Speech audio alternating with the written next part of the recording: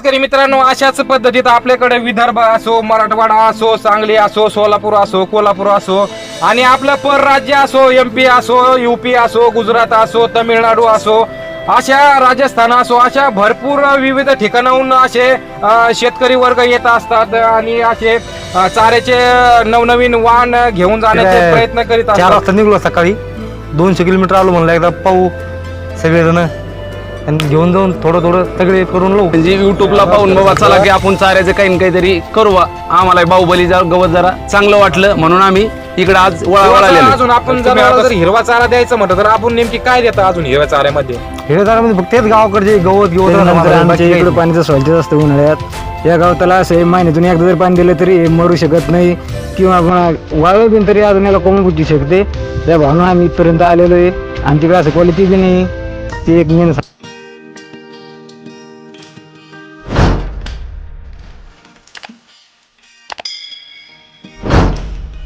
नमस्कार शेतकरी मित्रांनो, यश गोट फार्म अँड सीड्स या युट्यूब चॅनल मध्ये पुन्हा एकदा आपले स्वागत आहे.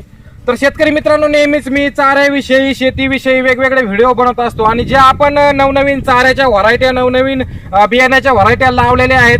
आपल्याकडे महाराष्ट्रभरातून, महाराष्ट्राच्या बाहेरतून नेहमीच वेगवेगळे शेतकरी येत असतात. तसेच शेतकरी मित्रांनो, आज आपल्याकडे मराठवाडा, जालन्याकडील शेतकरी आलेले आहेत. तर आपण नेहमीच मराठवाडा साईड जर बघितलं तर तिकडे चाऱ्याचा प्रॉब्लेम हा भरपूर असतो. तिकडे हिरवा चारा कमी प्रमाणात केलेला असतो. तर जे आपल्याकडे मराठवाड्यातील शेतकरी आलेले आहेत, तर नेमकी मराठवाड्यामध्ये चाऱ्याचा प्रॉब्लेम कसा आहे, त्यांना या हिरव्या चाऱ्याविषयी, याच्याविषयी कशा संदर्भात कळलेलं आहे, आपण त्यांच्याशी सविस्तर चर्चा करणार आहोत शेतकरी मित्रांनो. तर आपल्याकडे बघू शकता मराठवाड्यातील शेतकरी आलेले आहे.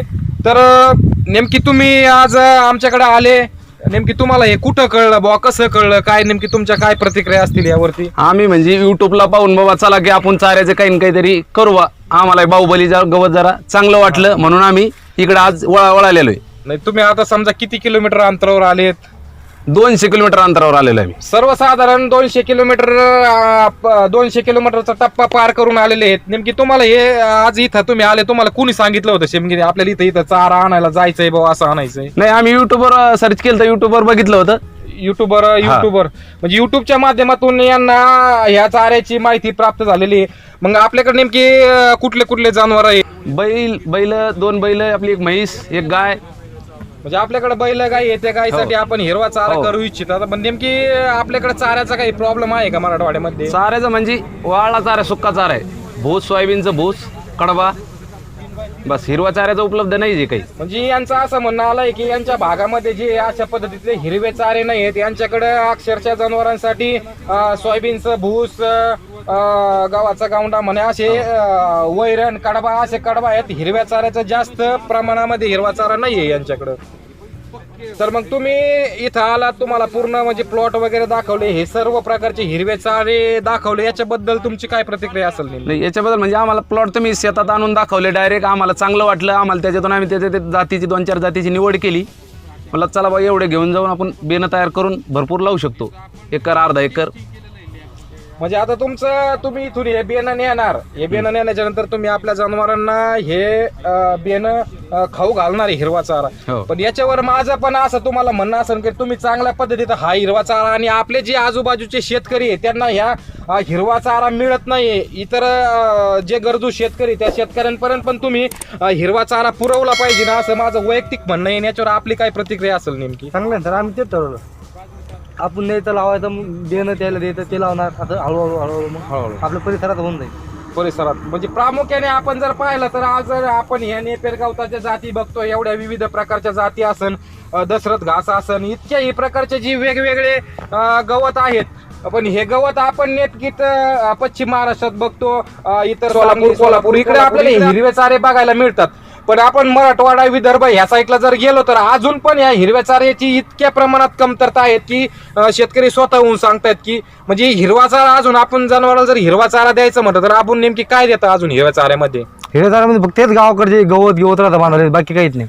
म्हणजे जे बांधा बुंधाराला जे गवत येतं तेच गवत तुम्ही आतापर्यंत देता? म्हणजे आपल्याकडे असं म्हणजे दशरथ घास असेल, असे वेगवेगळ्या गवत अजून म्हणजे असं काही नाहीच आहे नाही ते. फक्त एक लावलोच मी 12 महिने झाले तसं. हा हा मग हे युट्यूबला बघितलं म्हणलं आता आपण थोडं नवीन लावू काहीतरी. म्हणजे युट्यूबला बघून वेगळं नवीन हा. चारा तुम्ही लावायचं ठरवलेलं आहे. हम्म. निश्चितच चांगला चारा तुम्ही करताना आणि इतर शेतकऱ्या मराठवाड्याला शेतकऱ्यांना पण हा हिरवा चाऱ्याच्या बद्दल तुम्ही माहिती सांगताल. सर या गावाची माहिती भेटली आम्हाला इथं म्हणून आम्ही युट्यूबवर आलो. इथं आल्याच्या नंतर आमच्या इकडं पाण्याचं शॉर्टेज असतं उन्हाळ्यात. या गावाला असं आहे महिन्यातून एकदा जर पाणी दिलं तरी हे मरू शकत नाही किंवा पुन्हा वाळू बिन तरी अजून याला कोंब पुजू शकते. या भावना आम्ही इथपर्यंत आलेलो आहे. आमच्याकडे असं क्वालिटी बी नाही, ते एक मेन सांगायचं म्हणजे. अशा पद्धतीचे गवत तुमच्याकडे बघायला भेटत कुठं नाही बी. आणि तुमचं म्हणणं आहे का आमच्याकडे पाण्याची कमतरता हा, आहे. का पाण्याचे असल्यामुळं हे लावले एकदा काय एक पाणी दिले की महिनाभर ते काही होऊ शकत नाही त्याला. की पाण्याला तग धरून राहणार राहणारी गवत गोष्ट आहे. आहे. त्याच्यामुळे मग यांनी असं ठरवलं बघा की जी हे गवत आहे हे पाण्याला तग धरून राहणार आहे. त्याच्यामुळे त्यांनी हे गवत लावायचं ठरवलं. म्हणजे जेणेकरून उन्हाळ्यामध्ये पाण्याचा हा. प्रॉब्लेम जरी आला तरी तरी- एक महिनाभरातून पाणी हा, दिलं तरी एक तुम्ही महिन्यातून एक पाणी दिलं तरी ते जगू शकतं. तरी जगू शकतंय बुवा. तर शेतकरी मित्रांनो अशाच पद्धतीत आपल्याकडे विदर्भ असो, मराठवाडा असो, सांगली असो, सोलापूर असो, कोल्हापूर असो आणि आपलं परराज्य असो, MP असो, UP असो, गुजरात असो, तामिळनाडू असो, अशा राजस्थान असो, अशा भरपूर विविध ठिकाणाहून असे शेतकरी वर्ग येत असतात आणि असे चाऱ्याचे नवनवीन वाहन घेऊन जाण्याचे प्रयत्न करीत असतात. तर अशाच पद्धतीत आपल्याकडे मराठवाड्यातील शेतकरी आले होते. सोनदेवगाव त्यांचं गाव आहे, जालना जिल्हा. ते पण आता आपल्या भागात हरित क्रांती घडवणार आहे. निश्चितच हे हिरवे चारे घेऊन जाऊन आपल्या भागात ते हिरवळ करणार आहे. म्हणजे जेणेकरून शेतकरी मित्रांनो काय होणार आहे की आता यांचं म्हणणं आलंय आम्ही आमच्या जनावरांसाठी फक्त कडबा आणि सुका चारा आणि जे बांधावर हिरवे गवत येतात ते हिरवे गवतच जनावराला घालतो. निश्चितच भविष्यामध्ये यांना चांगल्या पद्धतीचा प्रोटीन युक्त म्हणा हिरवा चारा हे आपल्या जनावरांसाठी उपलब्ध होणार आहे आणि आपल्या भागात एक प्रकारची हिरवळ फुलवणार आहे.